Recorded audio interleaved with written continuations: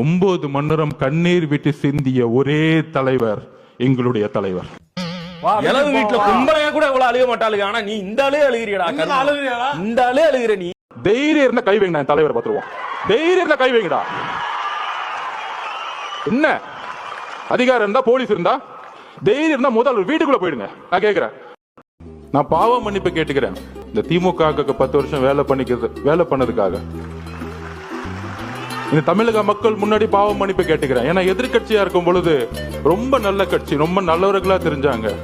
ஏன் நம்ம தலைவரை எலெக்ஷன் அன்னைக்கு கருப்பு சிவப்பு சைக்கிளோட வந்து உங்களுக்கு ஆதரவு கொடுக்குறேன்னு சொன்னாரு. உங்களுக்கு எல்லாம் நன்றி உணர்வு இல்ல? என்ன நன்றி இருக்கு? அரசியல்ல ஒருத்தர் அழிக்கிறதுக்கு இவ்வளவு பெரிய குற்றச்சாட்டுகளா சொல்ல முடியும்? அதுல ஒருத்தர் நமக்கு அட்வைஸ் சொல்றாங்க, கரூர் மோசமான ஏன்னு உங்களுக்கு தெரியாதா? அந்த செந்தில் பாலாஜி ஒரு ரவுடி பையன் உங்களுக்கு தெரியாதா? 6 மாசம் இருங்கடா. யாரு ரவுடி, யாரு அதிகாரம் பண்பு தெரியும்டா உங்களுக்கு? யாருக்கிட்ட ஆண்டடா ரவுடிங்கிற நம்ப மாட்டேங்கிறேன். நானும் பெரிய ரவுடி தான்.